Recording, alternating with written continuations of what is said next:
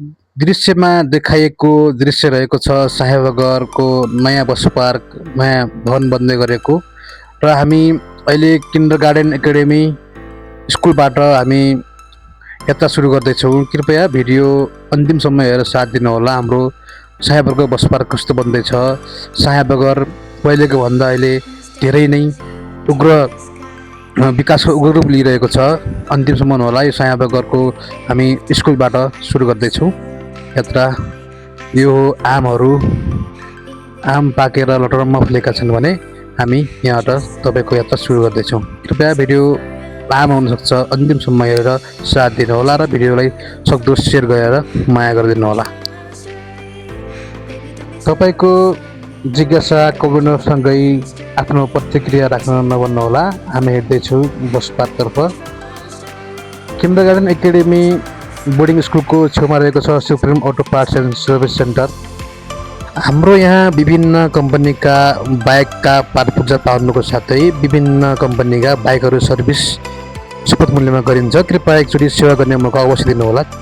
त्यसकै छेउमा रहेको छ राजेश आर्ट एन्ड स्टिकर, जहाँ तपाईँले hoarding board, sign board, banner, गाडीका नम्बर प्लेट लगायत बाइकहरू, जिपहरू मोडिफिकेसन गर्न सक्नुहुन्छ। त्यसै गरी हामी हेर्दैछौँ साहेबगरको बस पार्कतिर। यो हो हाम्रो पर्वली गार्ड, तपाईँ देख्न सक्नुहुन्छ। यहाँ पुल छ, यो पर्वली गार्ड रहेको छ भने पर्वली गार्डको ठ्याक्कै दायाँपट्टिको साइडमा बस पार्क जाने बाटो बनाएको छ।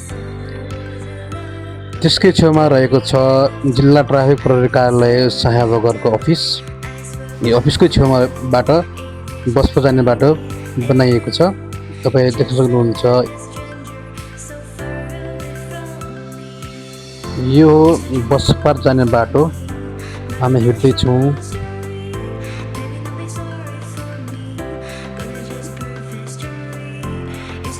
यो रोड चाहिँ डबल वे बनाएको छ, दुईटा बाटो बनाएको छ, उल्लो र पल्लो साइड। यहाँ अलि उकालो रहेको छ।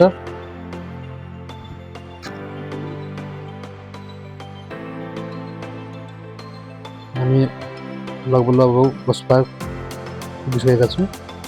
यहाँ तपाईँ देख्न सक्नुहुन्छ बस पार्कको भवन रहेको छ। बाहिरबाट हेर्दा तपाईँलाई हामी भित्रै गएर देखाउनेछौँ।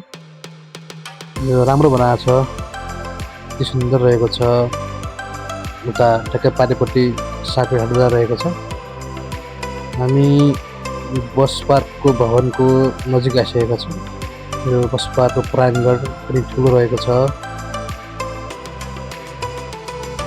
हामी भवनको भित्र प्रवेश गर्दैछौँ। भित्र जाँदै गर्दा अहिले वायरिङ र पेन्टिङको काम जारी छ। काम जारी नै छ, सम्पूर्ण कामहरू यथावत नै छन्, जारी नै छन्। कन्टिन्यू काम भइरहेको छ। यो चाहिँ किचन रहेको छ। सायद किचन बसहरूको स्टाफहरूको लागि बनाएको हुनसक्छ किचन। भाइ वायरिङ गर्दैछन्, वायरिङ गर्ने काम चालु नै छ। भाइको काम वायरिङ गर्ने हो, वायरिङ गर्दैछन् भने काम निरन्तर चलिरहेको छ। हामी यसै गरी बाहिरको दृश्य देखाउँदैछौँ। यो बाहिरको दृश्य रहेको छ। हामी फेरि हलमा छिर्नेछौँ। हलको पनि काम चालु रहेको छ। हामी हलमा छिर्यौँ। हलमा यो तपाईँको यात्रीहरू बस्ने अर्थात् आराम गर्ने ठाउँ, जहाँ पङ्खाहरू लगाएको छ। यसको पनि काम निरन्तर चालु रहेको छ। काम चाहिँ जारी नै रहेको छ भने सम्पूर्ण काम चलि नै रहेको छ।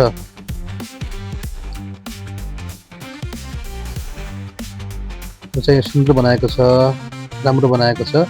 हामी ठ्याक्कै त्यसको पल्लो साइडमा जानेछौँ। त्यसपछि तपाईँलाई देखाउनेछु पल्लो साइडबाट पनि कस्तो देखिएको छ।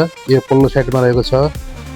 यो पल्लो साइड देख्यो भने पेन्टिङ चालु छ। यसमा सटरहरू लागेका छन्। सटरहरू सायद बस काउन्टर हुनुपर्छ। यो बस काउन्टरहरू बनाएका छन्। तपाईँलाई भिडियो कस्तो लाग्यो? कृपया आफ्नो प्रतिक्रिया कमेन्ट बक्समा आफ्नो प्रतिक्रिया राख्न नभन्नुहोला। तपाईँको प्रतिक्रियाको उच्च सम्मान गर्दै हामी अरू पनि भिडियो ल्याएर तपाईँलाई देखाउने प्रयास गर्नेछौँ। कृपया भिडियो अन्तिमसम्म हेर्नुभएकोमा धन्यवाद र भिडियोलाई लाइक, सेयर र कमेन्ट गर्न नभन्नुहोला। नमस्ते। The wind hums soft